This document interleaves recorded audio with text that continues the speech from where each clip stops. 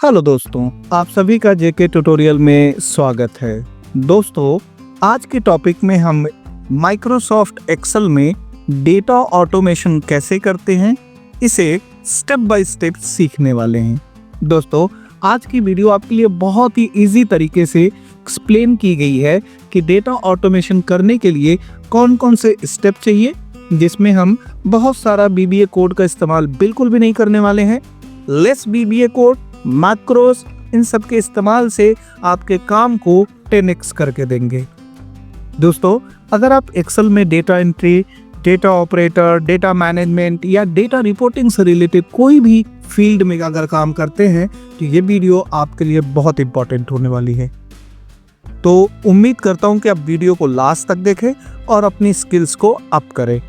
दोस्तों, आपसे एक रिक्वेस्ट है कि अगर वीडियो पसंद आएगी तो वीडियो को लाइक करिएगा, चैनल पे नए हैं तो सब्सक्राइब करिएगा और अपने दोस्तों में शेयर भी कीजिएगा। आते हैं सिस्टम पे। सबसे पहले ये सिस्टम पे जो हमारे पास डेटा दिया गया है, ये एक लार्ज डेटा है। अगर मैं यहाँ पे आपको डेटा दिखाऊं तो बहुत बड़ा डेटा है जिसमें प्रोडक्ट से रिलेटेड डेटा है। अब यहाँ पे देखेंगे तो हमारे पास प्रोडक्ट आईडी है, यहाँ पे प्रोडक्ट नेम है, यहाँ पे प्रोडक्ट कैटेगरी है, यहाँ पे सप्लायर्स के नाम दिए गए हैं। Stock in, stock out, current stock, unit price, total value, reorder label and status यहाँ पे प्रोवाइड किया गया है। अब चैलेंज ये है कि जो भी हमारे पास सप्लायर है, उन्हीं सप्लायर से रिलेटेड डेटा उनकी शीट पे जाता रहे। तो हमारे पास 4 डिफरेंट सप्लायर हैं। एक है सप्लायर एक्स, गैजेट वर्ल्ड। इसके अलावा हमारे पास है इलेक्ट्रोमार्ट। तो ये जो भी हमारे पास सप्लायर हैं, टेक कॉर्प करके भी एक सप्लायर है, इनका डेटा इनकी शीट पे ऑटोमेटिक जाना चाहिए इन फ्यूचर। अभी तो होगा ही, इन फ्यूचर भी जब भी हम मेन डेटाबेस में आगे शीट पर डेटा डालते जाए तो हमारा सारा डेटा ऑटोमेटिक ट्रांसफर होते रहना चाहिए। तो इसके लिए स्टेप बाय स्टेप फॉलो करेंगे और आसानी से ऑटोमेशन सीखने वाले हैं। सबसे पहले ये जो हमारा डेटा है, इस डेटा को टेबल फॉर्मेट में करना है। तो आप कहीं पे भी टेबल पे माउस रख कर क्लिक कर दीजिए, उसके बाद कंट्रोल के साथ टी प्रेस करिए। अब ये पहला हिस्सा हमारा है जहाँ पे हम अपने पूरे रॉ डेटा को एक डायनेमिक टेबल फॉर्मेट में रखने वाले हैं। आपको बस ध्यान रखना है कि आपको ये चेक करना है, माई टेबल हैज हेडर पे चेक कर देना है। ओके करते ही आपका ये पूरा टेबल डायनेमिक हो जाएगा। अब यहाँ पे जो भी टेबल में फॉर्मेटिंग लगी है, अगर आपको लगता है कि ये फॉर्मेटिंग चाहिए, आप यूज करिए। अगर आपको नहीं चाहिए तो यहाँ पे टेबल स्टाइल में आकर इन फॉर्मेटिंग्स को हटा सकते हैं।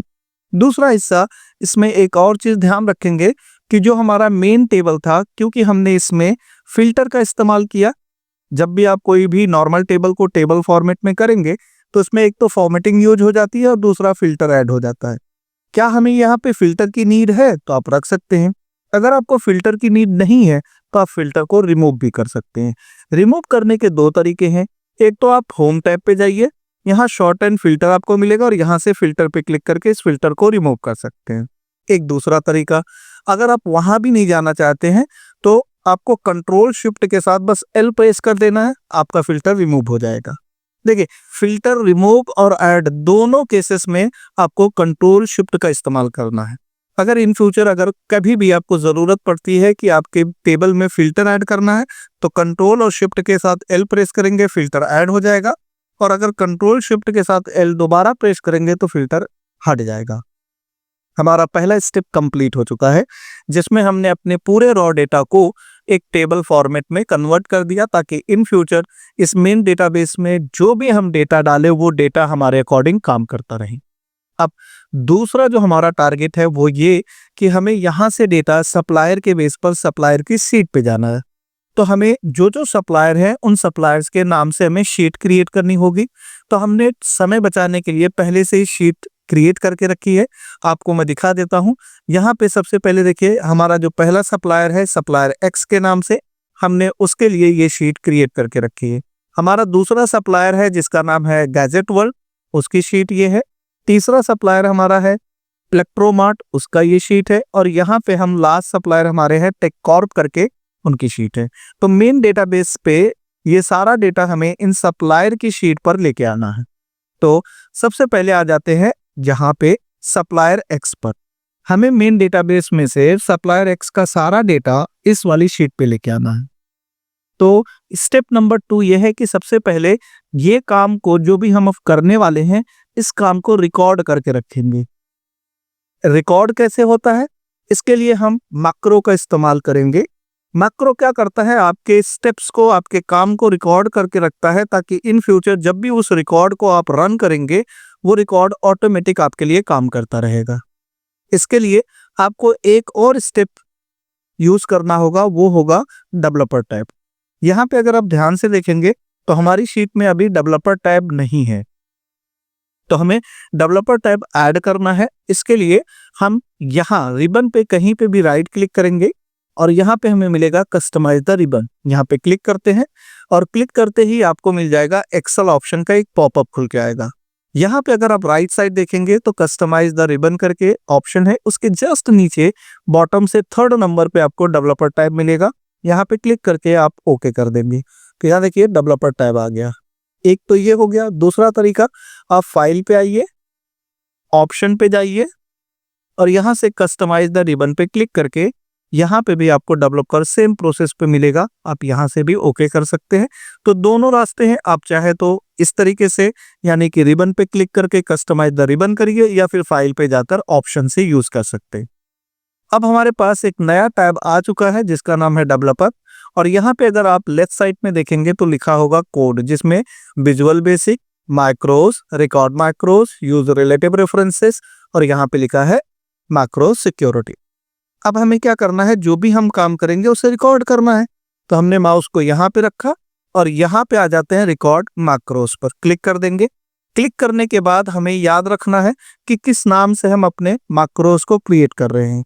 तो मैं हमेशा कोशिश करता हूं कि अपने मैक्रोस को अपने उस पार्टी या फिर जिस चीज से हम डेटा को ट्रांसफर करने वाले हैं उसी वर्ड को यूज करें।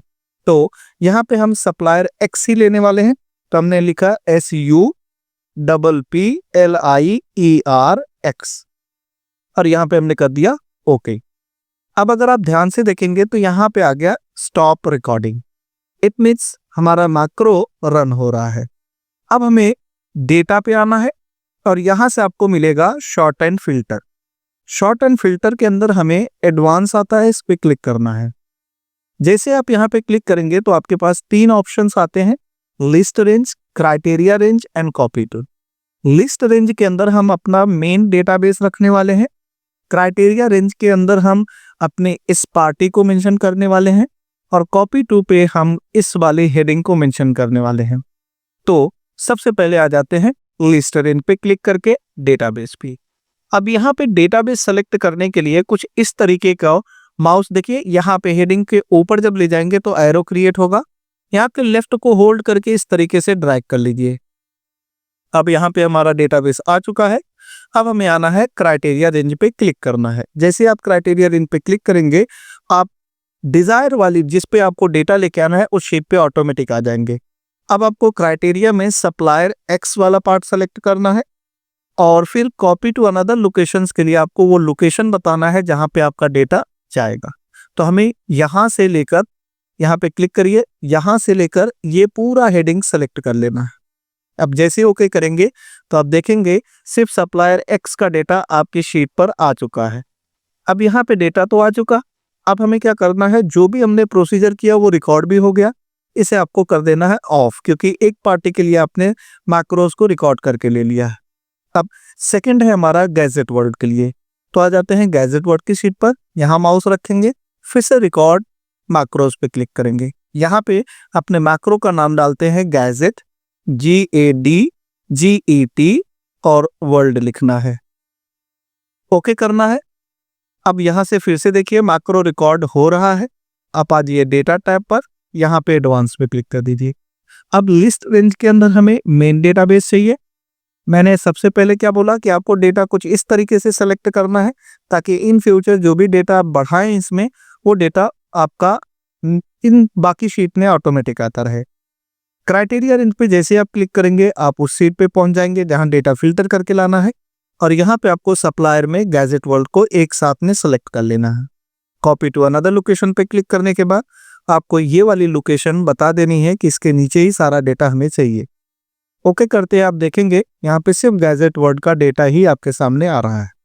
अब फिर से डेवलपर टैब पे जाइए और यहाँ पे इसे स्टॉप कर दीजिए। अब थर्ड है इलेक्ट्रोमार्ट के लिए। तो यहाँ पे हमें इलेक्ट्रोमार्ट के लिए भी एक मैक्रो रिकॉर्ड करना है। तो आ जाते हैं रिकॉर्ड मैक्रो और यहाँ पे लिखेंगे इलेक्ट्रोमार्ट, यहाँ पे ओके करेंगे। अब आ जाते हैं डेटा टाइप पर और यहाँ से एडवांस पे क्लिक करेंगे। सबसे पहले हमारे पास है लिस्ट रेंज। तो यहाँ पे लिस्ट रेंज के अंदर हम मेन डेटाबेस सेलेक्ट करेंगे कुछ इस तरीके से। फिर यहाँ पे है क्राइटेरिया रेंज। क्राइटेरिया रेंज के अंदर हमें सप्लायर में इलेक्ट्रोमार्ट लेना है और कॉपी टू अनदर लोकेशन में हमें ये हेडिंग का लोकेशन यहाँ पे बता देना है। अब जैसे ही आप ये सेलेक्ट करेंगे तो आप देखेंगे आपके पास सिर्फ इलेक्ट्रोमार्ट का ही रिकॉर्ड यहाँ पे आएगा, बाकी किसी का रिकॉर्ड यहाँ पे नहीं आया है। अब फिर से आएंगे डेवलपर टैब पे और यहाँ पे स्टॉप रिकॉर्डिंग कर देंगे। ओके, लास्ट रिकॉर्ड हमें टेक कॉर्प के लिए करना है। फिर से एक रिकॉर्डिंग हमें यहाँ ऑन करनी होगी, एक और मैक्रो रिकॉर्ड करेंगे टेक कॉर्प के लिए। अब यहाँ पे आपको रिकॉर्ड मैक्रो पे क्लिक करना है और यहाँ पे अपने मैक्रो का नाम डालना है। हमारे मैक्रो का नाम टेक कॉर्प रख रहे हैं। ये आपके ऊपर डिपेंड करता है, आपके जो भी सप्लायर होंगे उनके बेस पे आपको डालना है। तो हमने यहाँ पे लिख दिया टेक कॉर्प। अब यहाँ पे हम ओके कर देते हैं। तो देखिए यहाँ से रिकॉर्डिंग ऑन हो चुकी है। अब अगला हिस्सा हमें डेटा टैब पे जाना है और यहाँ से एडवांस पे आना है। जैसे आप एडवांस पे आएंगे तो आपको एडवांस फिल्टर का ऑप्शन खुल जाता है। इसमें सबसे पहला हिस्सा है लिस्ट रेंज। तो लिस्ट रेंज के अंदर हम इस मेन डेटाबेस को कुछ इस तरीके से सेलेक्ट करेंगे ताकि कोई भी डेटा हमारा यहाँ पे रिमेन ना रह जाए। क्राइटेरिया रेंज के अंदर हमें सप्लायर में टेक कॉर्प लेना है और कॉपी टू अनदर लोकेशंस के लिए हम ये वाली लोकेशन को मेंशन करेंगे और फिर ओके कर देंगे। यहाँ पे आप देखेंगे तो सिर्फ टेक कॉर्प से रिलेटेड ही डेटा आपके सामने आया हुआ है। अब डेवलपर टैब पे जाकर हम इस चीज को स्टॉप कर देते हैं। दोस्तों, हमने 4 अलग अलग मैक्रो रिकॉर्ड किए हुए हैं, जिसमें पहला मैक्रो है सप्लायर एक्स के नाम से, दूसरा गैजेट वर्ल्ड नाम से, तीसरा इलेक्ट्रोमार्ट नाम से और यह चौथा हमारा है टेक कॉर्प नाम से। अब ये मेन डेटाबेस में से हमने सारा डेटा अलग अलग शेप पे तो ले आए हैं, बट इससे हमारा अभी पूरा काम नहीं हुआ। इसका रीजन सुनिए कि अगर आप सिर्फ रिकॉर्डिंग करके रखे हैं यानी मैक्रो रिकॉर्ड कर लिए हैं तो इससे कुछ भी ऐसा हल नहीं हुआ कि हमारा डेटा ऑटोमेशन में चला जाएगा। उस मैक्रो को कहीं ना कहीं हमें इस्तेमाल करना है और जब हम उसे इस्तेमाल करेंगे, इस्तेमाल का मतलब क्या, कहीं तो इस्तेमाल होगा, कहीं तो यूज करना होगा मैक्रो को। तो हम 2 तरीके से यूज कर सकते हैं। एक तरीका तो हम अलग अलग बटन क्रिएट करें और बटन पे क्लिक करें तब ये काम हो, यानी हम सप्लायर के नाम के हिसाब से बटन बना दें और जैसे उसके डेटा डाले बटन पे क्लिक कर दे, डेटा उसकी शीट में चला जाएगा। बट आप खुद सोचिए, आपको याद भी रखना पड़ेगा बार बार कि यार अभी मैंने कौन से सप्लायर का डेटा रखा है, उसके हिसाब से ही आपको वही बटन पे क्लिक करना है। तो इस काम को भी हम ऑटोमेट करने वाले हैं कि हमें ये प्रॉब्लम ही ना आए कि हमने किसका डेटा डाला। हम जब भी डेटा डालें तो वो जो भी डेटा रहे इन 4 सप्लायर से उनकी शीट पर वो ऑटोमेटिक जाए, जिससे हमें देखने की या सोचने की भी जरूरत ना रहे। तो इसके लिए क्या करेंगे, अभी यहाँ पे देखेंगे जो सप्लायर एक्स का डेटा लास्ट वाला है वो हमने एक प्रिंटर खरीदा हुआ है, राइट। पेरिफेरल कैटेगरी का है, सप्लायर एक्स का है, 193 है। तो एक डेटा अगर हम यहाँ डालते हैं और उस डेटा को हम ट्रांसफर करने वाले हैं तो यहाँ पे आपको ध्यान रहे सप्लायर एक्स में सबसे पहले हम अपने मैक्रो को एनेबल कर देते हैं, यानी उस माइक्रो को जिसको हमने अभी रिकॉर्ड में लिया था उसे यहाँ पे यूज करने वाले हैं। तो यहाँ पे राइट क्लिक करेंगे, आ जाएंगे व्यू कोड पर। यहाँ व्यू कोड के अंदर आपको सबसे पहला पार्ट मिलेगा वर्कशीट और यहाँ राइट साइड में आप देखिए जहाँ पे लिखा है सिलेक्शन चेंज, यहाँ पे आपको सेलेक्ट करना है एक्टिवेट। इससे फायदा सबसे पहले समझ लीजिए कि क्या होगा। जब भी आप मेन डेटाबेस में कोई भी डेटा डालेंगे और जब आप इस शीट पर क्लिक करेंगे तो ये शीट हो जाएगी एक्टिव शीट, उस पर डेटा ऑटोमेटिक आ जाएगा। तो यहाँ पे हमें लिखना है कॉल और अब हमारा जो मैक्रो था वो याद रखना, सप्लायर एक्स नाम से था, तो हमने SUPPLIER इस नाम से हमने बनाया था, तो हमने अपने मैक्रो को यहाँ पे कॉल कर लिया। अभी हम इसे क्लोज कर देते हैं। दूसरा हमारा मैक्रो है गैजेट वर्ल्ड, तो यहाँ पे क्लिक करेंगे, राइट क्लिक करेंगे और यहाँ पे व्यू कोड पे आएंगे। यहाँ पे ले लेंगे हम वर्कशीट और यहाँ पे ले लेंगे एक्टिवेट। यहाँ पे लिखना है कॉल गैजेट वर्ल्ड और इसे भी क्लोज कर देंगे। अब तीसरी पार्टी हमारी इलेक्ट्रोमार्ट नाम से है, इस पे राइट क्लिक करेंगे और व्यू और कोड पे जाएंगे। यहाँ पे ध्यान रखें कि वर्कशीट चाहिए और यहाँ पे हमें चाहिए एक्टिवेट। हमारी जो मैक्रो का नाम था वो था इलेक्ट्रोमार्ट, तो यहाँ पे लिखेंगे कॉल इलेक्ट्रोमार्ट, इसे भी क्लोज कर देते हैं। और लास्ट हमने टेक कॉर्प के लिए बनाया है, तो राइट क्लिक करते हैं, फिर से व्यू कोड पे जाएंगे और यहाँ से सेलेक्ट करेंगे वर्कशीट और यहाँ से सेलेक्ट कर लेंगे एक्टिवेट। यहाँ पे हमें देना है कॉल टेक कॉर्प और इसे भी क्लोज कर देंगे। ठीक, अब आ जाते हैं डेटाबेस पे। अभी हमें सबसे पहले सप्लायर 1 का एक रिकॉर्ड एक्स्ट्रा हम ऐड करने वाले हैं, तो हम यहाँ पे देख सकते हैं कि सप्लायर एक्स का जो लास्ट रिकॉर्ड है वो है प्रोडक्ट 1098 नाम से। ये देखिए, अब हम इसका प्रोडक्ट बढ़ाने जा रहे हैं, तो हम यहाँ पे एक नया रिकॉर्ड डालेंगे। सबसे लास्ट में आते हैं और यहाँ पे एक नया रिकॉर्ड डाल देते हैं। तो हमने यहाँ पे डाला प्रोडक्ट 10 की जगह पे, अब यहाँ क्योंकि 1099 है तो 1099 की जगह पे हम कोई भी नंबर डाल सकते हैं, दैट्स नॉट ए मैटर। 10 यहाँ पे दे देते हैं 1011। यहाँ पे हम ले रहे हैं लैपटॉप की जगह पे चलो डेस्कटॉप डाल देते हैं, तो हमने यहाँ पे डेस्कटॉप की एंट्री की। इसे हमने इलेक्ट्रॉनिक के अंदर डाला और हमारा जो सप्लायर है वो है हमारा सप्लायर एक्स नाम से। क्वांटिटी की बात करें तो 20 क्वांटिटी ले रहे हैं। स्टॉक इन में हम 10 रख देते हैं, तो करंट स्टॉक हमारे पास 10 बचा। अब यहाँ पे यूनिट प्राइस इसकी हम दे रहे हैं 2500 पर यूनिट प्राइस और टोटल जो वैल्यूएशन होगी उसके लिए हम यहाँ पे छोटा सा कोड लिखेंगे, equal to quantity into price. ये आप पहले भी कर सकते हैं, अगर आपको करना है तो पहले भी आप कर सकते हैं, कोई दिक्कत नहीं। और यहाँ पे हम रीऑर्डर कर रहे हैं 5, तो हमारे पास लो स्टॉक दिखा रहा है। अब हमारा मकसद क्या है कि जो भी हमने मेन डेटाबेस में डेटा प्रोवाइड किया है, क्या ये डेटा हमारी सप्लायर की शीट पर ऑटोमेटिक गया? तो यहाँ पे आप क्लिक करके देखिए, लास्ट वाला डेस्कटॉप ही हमने परचेज किया है। ये देखिए 101 हमारे पास इसका डेटा आ चुका है। इसी तरीके से आप एक गैजेट के लिए भी, यानी गैजेट वर्ल्ड के लिए भी हम करके देख लेते हैं, ताकि हमें श्योरिटी हो जाए कि जो भी हम काम कर रहे हैं वो काम अच्छे से हो रहा। तो यहाँ पे हमने प्रोडक्ट 1012 किया। यहाँ पे हम ले रहे हैं गैजेट वर्ल्ड के लिए हेडफोन, इसे हम डाल देते हैं एसेसरीज के अंदर। और सेकंड जो हमारी पार्टी है वो है गैजेट वर्ल्ड, तो यहाँ पे हमने गैजेट वर्ल्ड लिया। इसकी क्वांटिटी है 15 ले रहे हैं, या फिर और ले लेते हैं, चलिए 200 क्वांटिटी ले लेते हैं। और इसमें से हम 20 को सेल कर दिए हैं, तो 180 सेल अभी हमारे पास बचा है। ये है 650 रुपया पर यूनिट के हिसाब से, तो यहाँ पे उसका हम कैलकुलेशन कर लेते हैं। यहाँ पे हमारे पास है प्राइस और करंट यूनिट के बेस पे, तो हमने यहाँ पे क्या लिया, इक्वल टू के लेने के बाद हमने यूनिट ले लिया। और यूनिट लेने के बाद हमें स्टॉक इन जो हमारा हुआ वो 200 पीस है, तो हमने इसे इंटू कर दिया 200 पीस से। अब जैसे हम इंटर करेंगे तो हमारे पास टोटल आ जाएगा। और यहाँ पे अभी रीऑर्डर हमने 20 किया हुआ है, अभी ये हमारे पास अवेलेबल है। यहाँ ध्यान रखिए प्रोडक्ट 1012 है, हेडफोन है जो कि हमने गैजेट वर्ल्ड के लिए लिया। तो गैजेट वर्ल्ड पे जैसे आप क्लिक करेंगे सबसे नीचे देखिए 102 हेडफोन है, एसेसरीज है गैजेट वर्ल्ड के लिए।